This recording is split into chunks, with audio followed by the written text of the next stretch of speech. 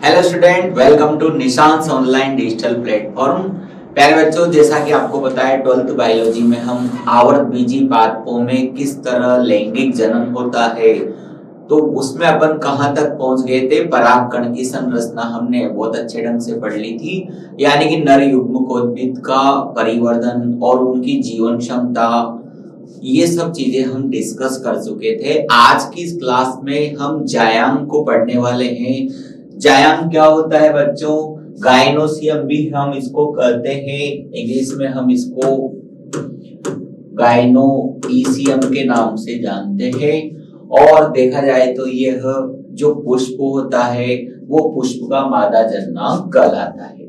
मादा जननांग को ही हम जायांग के नाम से जानते हैं। प्रत्येक इकाई स्त्री केसर कहलाती है। जायांग क्या होता है बच्चों? जायांग, क्योंकि आप जानते हो लैंगिक जनन जो है, पुष्पी पादपों में लैंगिक जनन हम पढ़ रहे हैं। लैंगिक जनन के लिए आवश्यक शर्त क्या होनी चाहिए? याद है आपको, लैंगिक जनन के लिए आवश्यक शर्त है नर व मादा की उपस्थिति। अब यहाँ पर थोड़ा सा आपको ध्यान देना है बच्चों, नर व मादा की उपस्थिति से ही कौन सा जनन संभव होगा, उससे हम यहाँ पर देखेंगे कि इन दोनों की उपस्थिति से ही लैंगिक जनन संपन्न होता है। अब आपने ये देखा कि फूल के अंदर पुमंग और जायांग, जो पुष्प के दो मुख्य भाग थे, ये हम डिस्कस कर रहे हैं। अभी पुमंग हमने डिस्कस कर लिया था। पुमंग क्या निकला यहाँ पर? पुमंग निकला यहाँ पर नर जननांग। पुमंग के बारे में हम पढ़ चुके हैं। क्या निकला? नर जननांग। तो बच्चों पुमंग क्या है? नर जननांग, यानी कि नर का प्रतिनिधित्व कर रहा है। और यहाँ पर पुमंग, फिर अपन ने लास्ट में इसमें पढ़ा था परागकण, तो पुमंग के अंदर क्या बने थे? परागकण, जो नर का प्रतिनिधित्व करते हैं। यानी कि ये सब चीजें क्या बताती है? नर के लक्षणों को बताती है। नर को यहाँ पर प्रतिनिधित्व कर रही है ये संरचना है। अब बात चल रही है अभी अपने मादा जननांग की। तो मादा जननांग हमने किसको माना? जायांग को माना। मादा जननांग क्या हुआ? जायांग। ठीक है। अब बात चल रही है यहाँ पर कि जायांग में ऐसा क्या होता है। तो जायांग में यहाँ पर आप देखेंगे पूरा गुच्छा, पूरा समूह दिख रहा है तो आप जायांग बोल सकते हो। वरना नॉर्मली आपको अगर एक इकाई दिखाई जा रही है, जैसे कि डायग्राम में यहाँ आपको दिख रही है एक इकाई, एक संरचना, एक भाग दिख रहा है उसका, तो हम इसको अंडक या स्त्री केसर के नाम से जानते हैं। अंडक या फिर स्त्री केसर। और इसी चीज को आप जायांग कब बोलोगे? इसी चीज को आप जायांग भी कह सकते हैं। कब?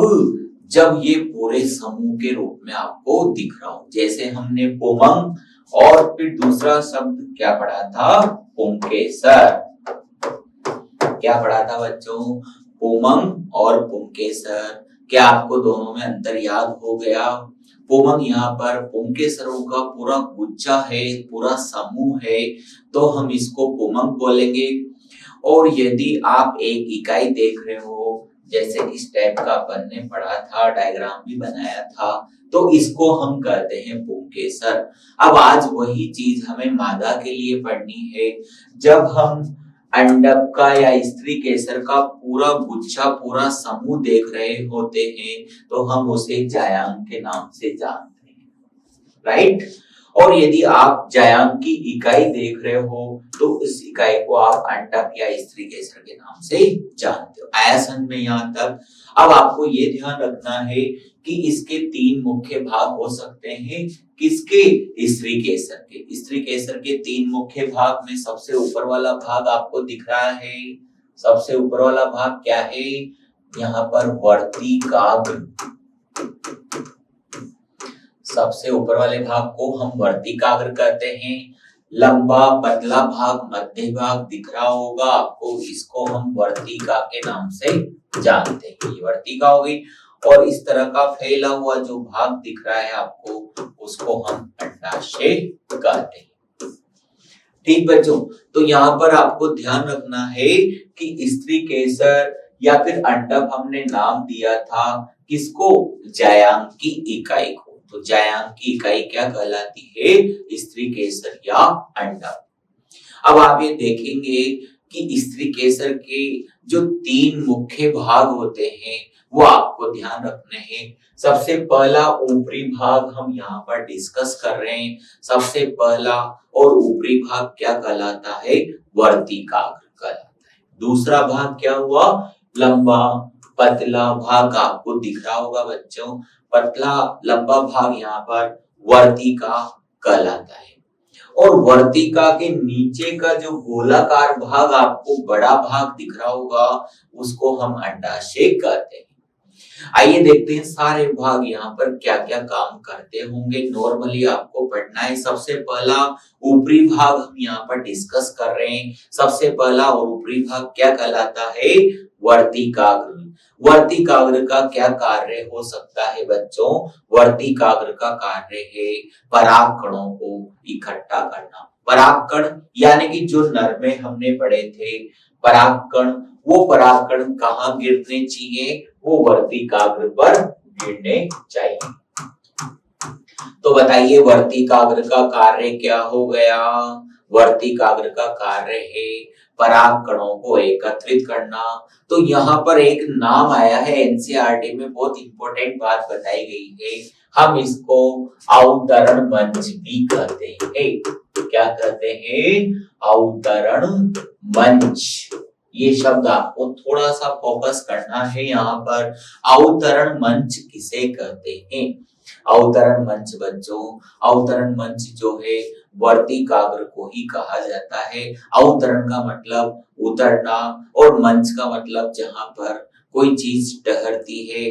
मंच आपने नाम सुन रखा होगा, एक मंच तो चॉकलेट आती है और एक मंच आपने सुना होगा स्टेज, जहां पर प्रोग्राम दिया जाता है, जहां पर लोग रहते हैं, वहां पर लोग रुकते हैं। ठीक है, उस वाले मंच की बात चल रही है यहाँ पर। अब अवतरण मंच जहां पर क्या उतरे, परागकण, तो उस जगह को हम वर्तिकाग्र या अवतरण मंच के नाम से जानते हैं। आया समझ में, ये आपके नंबर 2 आया है वर्तिका।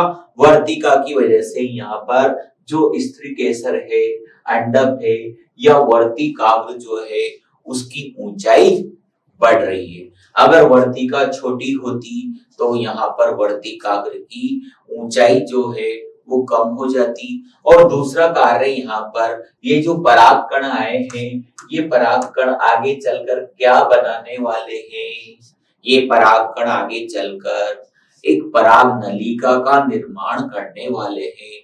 और ये पराग नलिका सीधी अंडाशय और अंडाशय के अंदर जो बीजांड है उस बीजांड में प्रवेश करेगी। तो उसके लिए यहाँ पर एक दिशा चाहिए, वो दिशा या फिर जो रास्ता है वो रास्ता कौन प्रोवाइड करवा रही है, वर्तिका। तो ये वर्तिका का कार्य हो गया प्यारे बच्चों। अब आप देखेंगे यहाँ पर अंडाशय, अंडाशय तो आप जानते ही हैं, अंडाशय आगे चलकर फल का निर्माण करता है और अंडाशय के अंदर ही बीजांड उपस्थित होता है, जो कि अपना अगला टॉपिक है। राइट बच्चों, यहाँ तक समझ में आया। अभी हमने जायांग पढ़ा है और जायांग के बाद जो है हमने इकाई को पढ़ा है, स्त्री केसर या अंडा। उसके बाद हमने यहाँ पर तीनों भागों को डिस्कस भी कर लिया है कि स्त्री केसर के जो 3 मुख्य भाग हैं उनके नाम बताइए है। तो यहाँ पर क्या नाम है उनके, वर्तिकाग्र, वर्तिका और अंडाशय। राइट बच्चों, आया यहाँ तक समझ में। इसके बाद देखते हैं अपन नेक्स्ट स्लाइड। अब आया अपने पास टॉपिक एकांडपी जायांग और बहुअंडपी जायांग। यानी कि जिस जायांग की हम बात कर रहे थे अभी, जायांग आपको पता चली गया इस तरह की संरचना क्या कहलाती है, जायांग। जायांग कौन है, कैसे इंट्रोड्यूस करोगे आप जायांग को, तो जायांग यहाँ पर क्या निकला, मादा जननांग निकला। ये ग्रुप में भी हो सकता है और अगर हम एक देख रहे हैं तो हम एक जायांग के एक भाग को हम क्या कर सकते हैं, स्त्री केसर कह सकते हैं। सकते हैं। राइट बच्चों, अब यहाँ पर क्या बताया गया है कि कई बार आप देखेंगे कि जायांग के अंदर केवल एक ही अंडक होता है। जायांग के अंदर कभी कभी कितने अंडक होते हैं? केवल एक अंडक होता है। तो हम ऐसे जायांग को क्या कहेंगे? हम ऐसे जायांग को एकांडपी जायांग कहते हैं। यानी कि उसमें अंदर इकाई को हम देखें तो एक ही इकाई से मिलकर वो बना हुआ है। मटर इसका एग्जाम्पल है। बहुअंडपी जायांग किसे कहते हैं? बहुअंडपी जायांग उसे कहते हैं बच्चों जिसमें बहुत सारे अंडक उपस्थित हो। बहुअंडपी, अंडपी किसको कहा था हमने? अंडपी हमने जो है अंडक यानी कि जायांग की इकाई को हमने अंडक कहा था। तो जायांग में जरूरी नहीं है हमेशा एक ही अंडक उपस्थित हो। जायांग जो है अनेक अंडकों से मिलकर बना हो सकता है। जब जायांग में बहुत सारे अंडक होते हैं तो उस जायांग को हम क्या कहते हैं बच्चों? उस जायांग को हम बहुअंडपी जायांग कहते हैं। लेकिन अब आपको पता चल गया कि अंडक तो बहुत सारे हैं, तो यहाँ पर दो शर्तें आ गई। पहली शर्त ये आई है कि क्या वो सारे के सारे अंडक आपस में जुड़े हुए हैं या फिर सारे के सारे अंडक अलग अलग हैं। क्योंकि बहुत सारे अंडक है इस बार। अब बहुत सारे अंडक है तो आपके दिमाग में ये भी क्वेश्चन आएगा कि क्या सारे के सारे अंडक जुड़े हुए हैं या सारे के सारे अंडक अलग अलग हैं। तो देखिए यहाँ पर आप देखेंगे कि इस स्थिति के आधार पे हमने जायांग को जो संयुक्त अंडपी और वियुक्त अंडपी इसके दो भाग हैं, इसमें हमने इसको डिवाइड कर दिया। लेकिन कौन से जायांग को? जिसमें बहुत सारे अंडक होते हैं, यानी कि बहुअंडपी जायांग को। बहुअंडपी जायांग को हमने दो भागों में बांट दिया। पहला प्रकार क्या आया? संयुक्त अंडपी जायांग और दूसरा प्रकार वियुक्त अंडपी जायांग। अब संयुक्त अंडपी जायांग किसे कहेंगे? अब आप सोचिए यहाँ पर संयुक्त अंडपी, संयुक्त का मतलब होता है मिलना। सारे के सारे जायांग आपस में, सारे के सारे अंडक आपस में मिल चुके हैं, ऐसे जायांग को हम संयुक्त अंडपी जायांग कहते हैं। क्योंकि शर्त क्या थी? बहुत सारे जो अंडक है वो आपस में मिल चुके हैं। तो यहाँ पर आप देखेंगे कि बहुत सारे अंडक आपस में मिल चुके हैं। अफीम इसका एग्जाम्पल है, बहुत फेमस एग्जाम्पल है। पॉपी भी अफीम को कहा जाता है। तो जब भी संयुक्त अंडपी जायांग का उदाहरण पूछा जाए तो आपको क्या बताना है? अफीम यानी कि पॉपी। पेपेवर के नाम से भी हम इसको जानते हैं। वियुक्त अंडपी जायांग किसे कहते हैं बच्चों? वियुक्त अंडपी जायांग में आप देखेंगे कि जायांग के अंदर अंडक तो बहुत सारे होते हैं, लेकिन सारे के सारे अंडक क्या है? सारे के सारे अंडक अलग अलग होते हैं। तो माइचेलिया इसका एग्जाम्पल है। आप देखेंगे यहाँ पर ये अंडक है और सारे के सारे अंडक बताइए अलग अलग अपना अस्तित्व बनाए रखे हुए है या नहीं। आपने यहाँ पर देखा कि अंडक की पूरी डिजाइन, पूरी संरचना आपके सामने दिख रही है और किस तरह वो पूरा एक समूह बना रहे हैं। तो बहुत सारे हुए कि नहीं हुए, तो हम इसे बहुअंडपी तो कहेंगे, लेकिन वो आपस में जुड़े हुए नहीं है, इस वजह से हम उसे वियुक्त अंडपी कहेंगे। इसमें देखिए आप यहाँ पर आपको पर्टिकुलर यानी कि सेपरेट कोई भी अंडक दिखाई नहीं देगा। सारे के सारे अंडक कैसे हैं? चिपके हुए हैं। और इस चित्र में आप देखेंगे कि सारे के सारे अंडक बिल्कुल अलग अलग हैं। राइट? तो माइचेलिया जिसको हम चंपा के नाम से भी जानते हैं, वो इसका एक एग्जाम्पल है। किसका? वियुक्त अंडपी जायांग का। देखिए इसके बाद अब आया अपने पास टॉपिक, बहुत इंपॉर्टेंट टॉपिक आ गया, बीजांड या गुरु बीजाणुधानी की संरचना।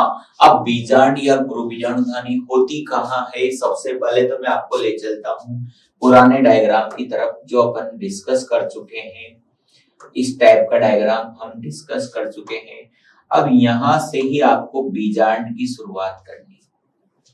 इस टाइप की संरचना बीजांड कहलाती है। बीजांड का मेन जो डायग्राम है वो भी आपके सामने अभी हम डिस्कस करने वाले हैं। सबसे पहले स्थिति को पहचानिए कि बीजांड होता कहाँ है। तो बच्चों हम ये पढ़ चुके हैं। ये गोलाकार फूला हुआ भाग वर्तिका, हमने इसको कहा था या नहीं कहा था, वर्तिका। वर्तिका के नीचे का जो बड़ा फैला हुआ गोलाकार भाग है उसको हमने क्या नाम दिया था, अंडाशय कहा था, अंडाशय हमने उसको। अब अंडाशय के बाद हम आज बीजांड को डिस्कस कर रहे हैं। तो बीजांड की एक्चुअल स्थिति, एक्चुअल कंडीशन आपको बतानी है कि जो अंडाशय की भित्ति होती है, ये अंडाशय की भित्ति है बच्चों, ये अंडाशय की भित्ति है, दीवार है, और इससे एक तंतुनुमा संरचना दिखाई दे रही है। इस तंतुनुमा संरचना को हम प्लेसेंटा या अपरा कहते हैं। अपरा क्या है? अपरा आपने नाम सुन रखा होगा, मानव में भी अपरा का बहुत इंपॉर्टेंट रोल है। अपरा या प्लेसेंटा, जहां से जो मादा के गर्भाशय के अंदर शिशु यानी कि जो भ्रूण का विकास हो रहा है उसको पोषण देने के लिए अपरा पाई जाती है। तो पोषण से संबंधित होती है अपरा। आज वही अपरा आपको कहाँ बतानी है, जो अंडाशय की भित्ति है बच्चों, अंडाशय की भित्ति से एक नलिका रूपी संरचना निकल रही है। उस नलिका रूपी संरचना को हम अपरा कहते हैं, जो किससे जुड़ी हुई है, जो जुड़ी हुई है अंडाशय की भित्ति से, राइट। अब ये अपरा है और इसके ऊपर का भाग जो है और भी ज्यादा पतला तंतुनुमा है, इसको हम बीजांड ग्रंथ के नाम से जानते हैं। और आगे आप देखेंगे शीर्ष भाग कैसा है, शीर्ष भाग यहाँ पर गोलाकार है, बटन नुमा है। उस गोलाकार बटन नुमा भाग को ही हम क्या कहेंगे, बीजांड कहेंगे। ये बीजांड की परिभाषा हो गई। सबसे पहले हमने किसको समझा, अपरा को। अपरा का ऊपरी शीर्ष भाग कैसा है, गोलाकार। तो उसी ऊपरी शीर्ष भाग, गोलाकार शीर्ष भाग को ही हम गुरु बीजाणुधानी या फिर बीजांड के नाम से इसको जानते हैं। अब बीजांड की संरचना आ गई प्यारे बच्चों, तो इसके लिए ये डायग्राम बहुत फेमस डायग्राम है। एनसीईआरटी की बुक में भी ये डायग्राम दे रखा है, बहुत इंपॉर्टेंट डायग्राम है समझने की दृष्टि से। सबसे पहले यहाँ पर आप देखेंगे तो ये जो संरचना है इसको हमने फनिकल यानी कि बीजांड ग्रंथ यहाँ पर नाम दिया है। ऊपर लिख देता हूं मैं, क्या नाम दोगे आप, बीजांड ग्रंथ। और ग्रंथ बोलते हैं प्यारे बच्चों डंठल को, यानी कि प्लेसेंटा अपरा कहाँ है, यहाँ पर नीचे की तरफ, और इसके ऊपर का जो पतला भाग है वो यहाँ पर हमें ऐसा दिख रहा है, ये है ये वाला भाग, ये है फनिकल यानी कि बीजांड ग्रंथ। इसके बाद अपने ये जो छिद्र रूपी संरचना आपको दिख रही है यहाँ पर, एक तरह से छिद्र है, इस छिद्र को हमने नाम दिया है बीजांड द्वार। बीजांड द्वार क्यों पड़ा इसका नाम, क्योंकि ये एक छिद्र के रूप में है और पराग कण जो पराग नलिका बनाएंगे वो पराग नलिका इसी छिद्र में होके बीजांड में प्रवेश करेगी। इसके बाद आ गया बीजांड द्वारी सिरा, जिधर बीजांड द्वार होगा उधर वाले सिरे को बीजांड द्वारी सिरा कहते हैं। बाहरी आवरण हो गया किसका, बीजांड का। ये अंत आवरण, अंदर का आवरण किसका, बीजांड का। बीजांड काय किसे कहते हैं, अब थोड़ा यहाँ पर आपको समझना होगा। बीजांड के अंदर मृदु तक कोशिकाएं पाई जाती है जो भोजन संचित करने का कार्य करती है। भोजन संचित करने की वजह से बीजांड को यहाँ पर क्या उपलब्ध हो जाएगा बच्चों, बीजांड को यहाँ पर भोजन उपलब्ध हो जाएगा। तो बीजांड का यहाँ पर क्या जिम्मेदारी निभा रहा है, बीजांड का यहाँ पर भोजन उपलब्ध कराने की जिम्मेदारी निभा रहा है, किसको, बीजांड को। भ्रूण कोश आया है अगला शब्द, बीचों बीच एक थैलेनुमा संरचना आपको दिखाई दे रही है बच्चों, इस थैलेनुमा संरचना को ही भ्रूण कोश कहते हैं। इसके बाद ये वाला भाग यहाँ पर हमने जो आधार प्रदान कर रहा है नीचे की तरफ है, उसको हम निभाग या केलेजा भी कहते हैं। निभागीय सिरा है ये। निभाग को पहचानने का एक और तरीका है बच्चों, जिधर बीजांड द्वार होता है उसके ठीक विपरीत वाले भाग को हम क्या कहते हैं, निभाग कहते हैं। तो हमने यहाँ पर क्या डिस्कस कर लिया आज, बीजांड की संरचना। बीजांड की संरचना में बहुत सारे भाग होते हैं। एक भाग मैं आपको यहाँ पर बताना चाहता हूँ, जहां पर ये जो बीजांड ग्रंथ आ रहा है और ये बीजांड जुड़ रहा है, इस भाग को भी हम हाइलम के नाम से जानते हैं, यानी कि नाभिक के नाम से हम इसको जानते हैं। ये दे रखा है यहाँ पर, ये वाला भाग निभाग। कौन किससे जुड़ रहा है? बीजांड ग्रंथ बीजांड से जुड़ रहा है, यानी कि उस जॉइंट को हम नाभिक या हाइलम के नाम से भी जानते हैं। तो यहाँ पर सारी चीजें हमने डिस्कस कर ली। बीजांड की संरचना में पाए जाने वाले भागों के नाम लिखिए। आइए मैं एक बार आपको ऐसे कैसे पूरे भागों के नाम बता देता हूँ। सबसे पहले बीजांड ग्रंथ से हमने शुरुआत की थी, डंठल रूपी संरचना। फिर बीजांड ग्रंथ गोलाकार जो बीजांड है उससे जुड़ रहा है, तो उसको हम हाइलम या नाभिक के नाम से जानते हैं, जो एक जॉइंट है जहां पर दो चीजें आपस में मिल गई। फिर हमने पढ़ा बीजांड द्वार। बीजांड द्वार क्या निकला? बीजांड द्वार एक छिद्र रूपी संरचना निकली। बीजांड द्वार के बाद फिर हमने इंपॉर्टेंट चीज पढ़ी थी, बीजांड काय। बीजांड काय क्या निकली बच्चों? बीजांड काय जिसमें मृदु तकीय कोशिकाएं पाई जाती है, जिसमें भोजन संचित हो रहा है ताकि बीजांड को क्या मिल जाए? भोजन मिल जाए। उसके बाद बच्चों हमने पढ़ा कि ये जो बीच में एक थैलेनुमा संरचना है, उस थैलेनुमा संरचना को हम भ्रूण कोश कहते हैं, और भ्रूण कोश के अंदर ही निषेचन क्रिया होती है। वो अपन इसको आगे पढ़ने वाले हैं। इसके बाद अगर आपसे पूछा जाए निभाग कहाँ बताया था, तो निभाग के लिए मैंने एक शर्त बताई थी, जिधर बीजांड द्वार होता है उसके विपरीत वाला भाग निभाग कहलाता है। तो बच्चों इस तरह हमने बीजांड का दूसरा नाम था गुरु बीजाणुधानी, तो हमने उसकी पूरी संरचना यहाँ पर डिस्कस कर लिए। आपको डायग्राम बनाना है, डायग्राम बना के आपको जो मुख्य भाग आपको बताए गए हैं वो मुख्य भाग आपको याद होने चाहिए। और ये बोर्ड एग्जाम में भी क्वेश्चन आ चुका है, बहुत इंपॉर्टेंट है बोर्ड के और जो अन्य कॉम्पिटिटिव एग्जाम है अपने, उसकी दृष्टि से भी ये बहुत इंपॉर्टेंट टॉपिक है, क्योंकि कई बार डायग्राम से रिलेटेड भी क्वेश्चन पूछ लिया जाता है। कोई भी निशान आपको बता दिया जाएगा और उसका नाम आपको यहाँ पर लिखना है। तो प्यारे बच्चों इस तरह हमने गुरु बीजाणुधानी की संरचना को एक एक स्टेप बाय स्टेप पढ़ लिया है। जुड़े रहिए आप निशान के साथ, निशान से तो आपकी सफलता निश्चित।